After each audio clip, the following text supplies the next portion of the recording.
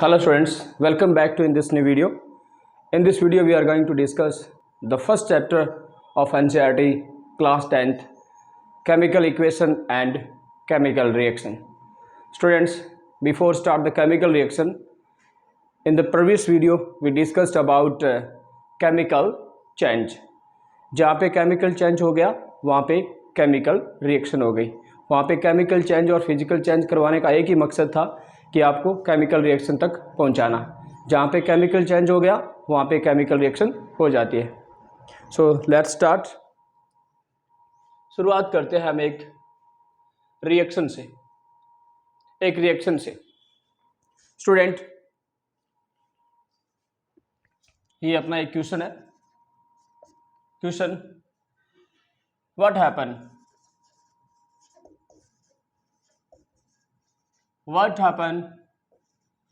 when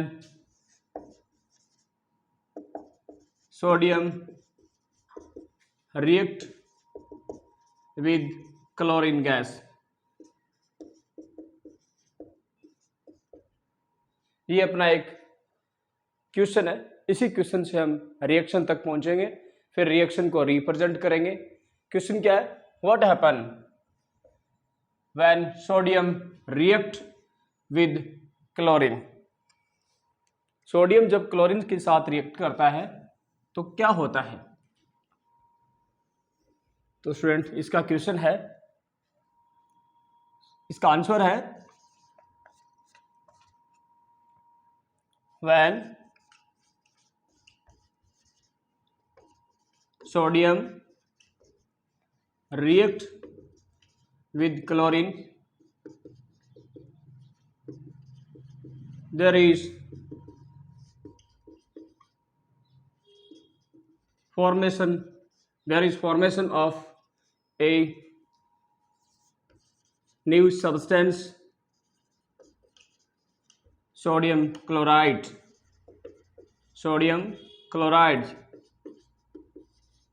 ये इसका answer है. What happened when sodium react with chlorine? When sodium react with chlorine, there is formation of a new substance, sodium chloride. ये इसका answer है. एक तरीका तो यह है किसी भी केमिकल रिएक्शन को लिखने का. कहने का मतलब सोडियम और क्लोरीन दोनों क्या कर रही है? रिएक्ट कर रही है. तो क्या बन रहा है? Sodium chloride. एक तरीका यह है इस रिएक्शन को रिप्रेजेंट करने का, the first method. Second method, इसके अंदर सोडियम और क्लोरीन रिएक्ट कर रहे हैं. रिएक्ट करने के बाद क्या बन रहा है? सोडियम का क्लोराइड. तो इसको हम वर्ड इक्वेशन में लिख सकते हैं. Word equation I mean sodium chlorine, like sodium plus chlorine. Sodium और क्लोरीन दोनों रिएक्ट कर रहे हैं तो क्या बन रहा है? सोडियम का chloride. So we can write like this.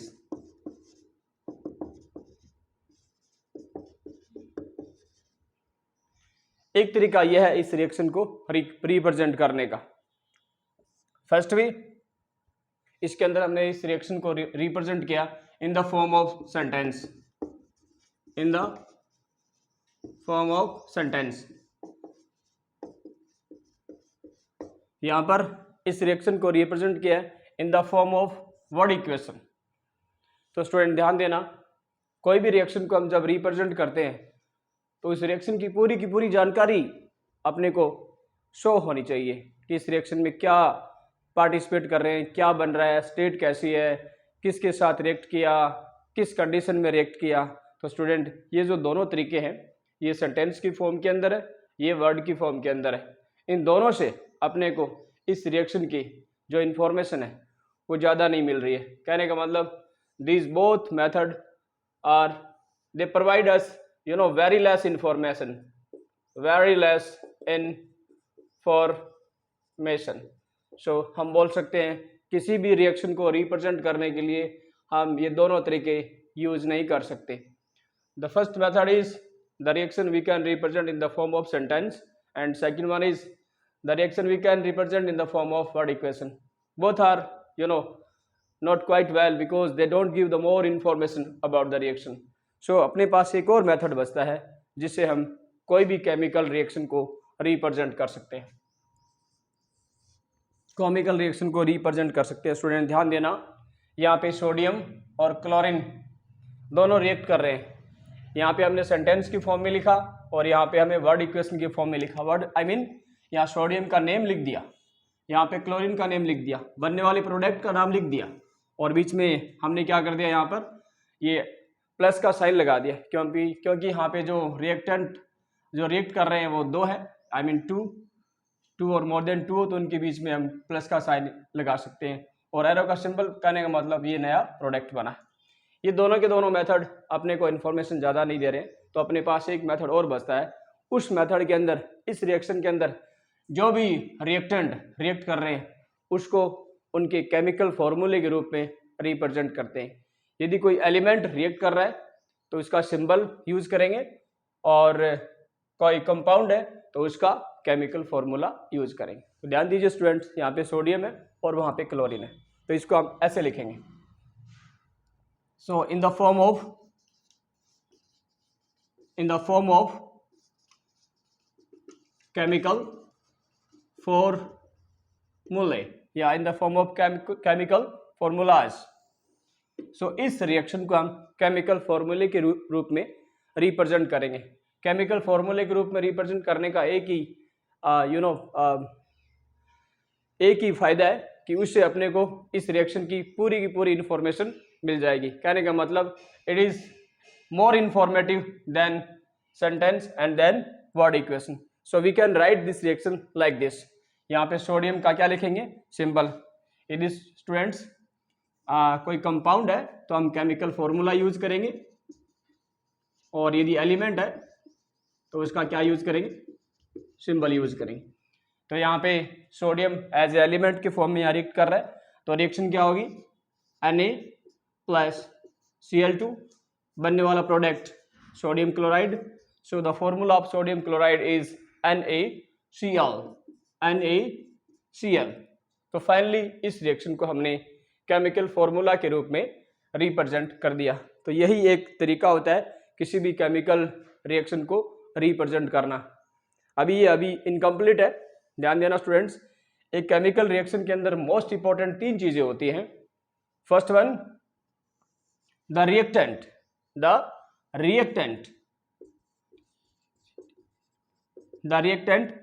Second one the product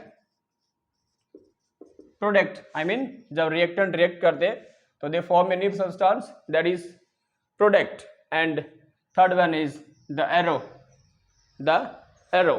थोड़ा सा मैं इसको ऊपर लिख देता हूं तो इसको आप स्क्रीनशॉट ले सकते हो।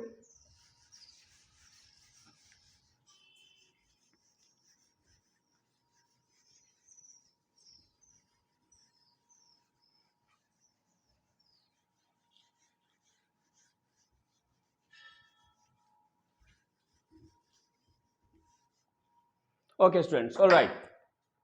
सो रिएक्शन क्या थी जिसको हमने रिप्रेजेंट किया केमिकल फॉर्मूले के रूप में, sodium plus chlorine, there is formation of NaCl।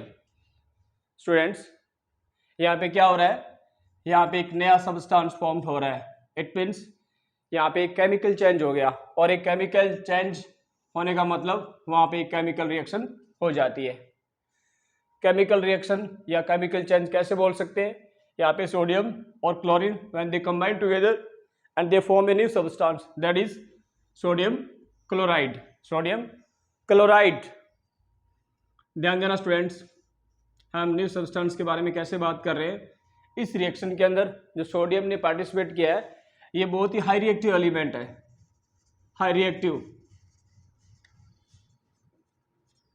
Element. It can cause of blast, it can cause of fire when it react with water and oxygen, it can cause of fire and blast। यहाँ पे chlorine एक ऐसी gas जो कि poisonous gas है, इसको आप inhale करेंगे तो we can loss our life. तो कहने का मतलब जो दोनों रिएक्टेंट रिएक्ट कर रहे हैं, यहाँ पे सोडियम है, हाई रिएक्टिव एलिमेंट है, ये आग पकड़ सकता है, इसलिए हम इसको खुले में नहीं रखते, इसको हम कैरोसिन में रखते हैं। दूसरी तरफ क्लोरीन जो कि सोडियम के साथ रिएक्ट कर रही है, एक पॉइजनस गैस है, एक जहरीली गैस है, इसको इनहेल नहीं कर सकते। ध्यान देना स्टूडेंट्स, यहाँ पे देखो क्या बन रहा है, यहाँ पे दोनों एलिमेंट है, दोनों की प्रॉपर्टी, केमिकल प्रॉपर्टी काफी डिफरेंट है, और ये जो बनने वाला प्रोडक्ट सोडियम क्लोराइड, इसको हम डेली लाइफ में यूज करते हैं और इसको हम खाते हैं। देखो किससे बना है, सोडियम से बना, क्लोरीन से बना। कहने का मतलब जो रिएक्टेंट रिएक्ट करते हैं उनकी प्रॉपर्टी एक प्रोडक्ट बनने के बाद कंप्लीट रूप से क्वाइटली डिफरेंट हो जाती है, इंटायरली डिफरेंट हो जाती है। तो कहने का मतलब यहाँ पे एक नया सबस्टांस बन रहा है, और जहाँ पे एक नया सबस्टांस बन रहा है वहाँ पे केमिकल रिएक्शन बन जाती है। तो बनने वाला नया सबस्टांस सोडियम क्लोराइड, जिसको हम बोल सकते हैं कॉमन सॉल्ट,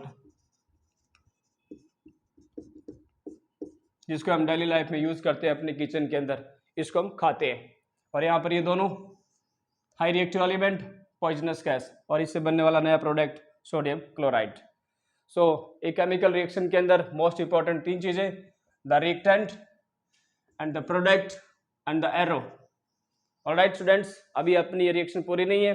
जब आपको कोई भी केमिकल रिएक्शन को रिप्रेजेंट करना होता है केमिकल फॉर्मूले में, तो उनके साथ उनकी फिजिकल स्टेट को भी शो करना पड़ता है। तो यहाँ पे सोडियम हम बोल सकते हैं सॉलिड स्टेट के अंदर है, तो आप लिख सकते हो सॉलिड का S, या क्लोरीन गैस के फॉर्म में तो गैस के लिए आएगा G, और ये सोडियम क्लोराइड ये सॉलिड की फॉर्म में तो S लिख सकते हैं। ऑलराइट स्टूडेंट्स, लेकिन कुछ ऐसी रिएक्शन होती है जहाँ पे अपने को कैटालिस्ट की यूज करना पड़ता है। कैटालिस्ट वे केमिकल होते हैं जो रेट ऑफ रिएक्शन को इंक्रीज भी कर देते हैं और डिक्रीज भी कर देते हैं। कुछ ऐसी रिएक्शन होती है वहाँ पे हम कैटालिस्ट का यूज करते हैं।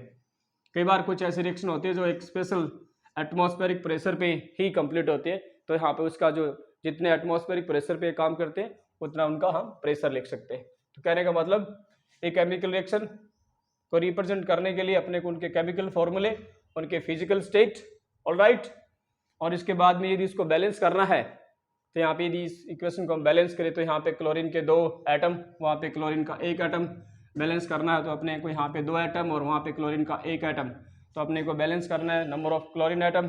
सो यहाँ पे 2 क्लोरीन एटम, यहाँ पे 1, तो अपने को मल्टीप्लाई करेंगे 2 से, तो यहाँ पे 2 से मल्टीप्लाई करने के बाद यहाँ पे क्लोरीन हो गया 2, तो क्लोरीन बैलेंस्ड। यहाँ 2 लगाने के बाद सोडियम के 2 एटम हो गए, लेकिन यहाँ पे सोडियम का 1 एटम, यहाँ पे 1 और यहाँ पे 2, अपने को करना है बराबर, तो इसको 2 से मल्टीप्लाई कर देंगे, तो यहाँ पे लगा देंगे 2। Got it students? ध्यान देना स्टूडेंट्स, ये जो किसी भी मॉलिक्यूल के आगे या किसी एलिमेंट के आगे जो नंबर होता है, एक होल नंबर, उसको बोलते हैं कोएफिशिएंट। कोएफिशिएंट। और जैसे ये नंबर ऑफ एटम होते हैं, जैसे हम किसी मॉलिक्यूल के नीचे देखते हैं, जैसे क्लोरीन Cl2 है, कहने का मतलब क्लोरीन के 2 एटम मिले तब क्लोरीन गैस बनी। ये जो नंबर है यहाँ पर, ये नंबर, तो इनको बोलते हैं subscript. Alright students, physical state हमने शो कर दी, सोडियम सॉलिड फॉर्म में, क्लोरीन गैस की फॉर्म में। यदि कोई कैटालिस्ट काम में आ रहा है तो यहाँ पे ऊपर लिख सकते हैं। और साथ में ध्यान देना स्टूडेंट्स, कुछ रिएक्शन ऐसी होती है जिनके लिए अपने को हीट सप्लाई करनी पड़ती है। हीट कहने का मतलब अपने को टेम्परेचर देना पड़ता है रिएक्टेंट को, तब जाके प्रोडक्ट बनता है। तो यहाँ पे अपने को लिखना पड़ेगा कि ये जो रिएक्शन हुई है हीट सप्लाई करने के बाद प्रोडक्ट बना है, तो यहाँ पे आप हीट लिख सकते हो।